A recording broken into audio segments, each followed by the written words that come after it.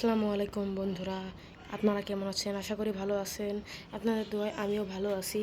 আজকে দেখাবো বেটা ফিশের মেল ফিমেল কীভাবে আইডেন্টিফাই করবেন।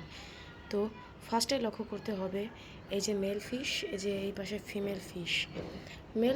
মেল ফিশের একটু এইটা গাপ্পির ক্ষেত্রে মতনই একটু কালারটা অনেক বড় ভালো হবে, লেজটা খুব বড় হবে এবং ফিমেলের হালকা পরিমাণে কালারটা কম হবে, লেজটাও ছোট হবে।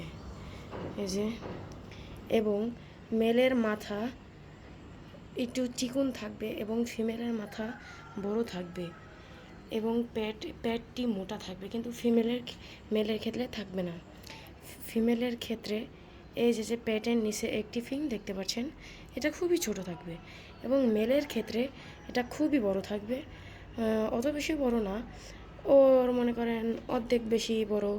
তো বেটা ফিশ অনেকেই মনে করেন যে মেল ফিমেল যেন অনেক টাফ, এটা অতটাও টাফ না। একটু ভালো খেয়াল করে দেখলে, এই ভিডিওটা খেয়াল করে দেখলে আপনারা সহজেই বেটা ফিশের মেল ফিমেল আইডেন্টিফাই করতে পারবেন। তো টাটা, বাই বাই, আপনারা সুস্থ থাকেন, ভালো থাকেন। তো আজকের মতন এখানে এই ভিডিওটা শেষ করছি। তো বাই বাই।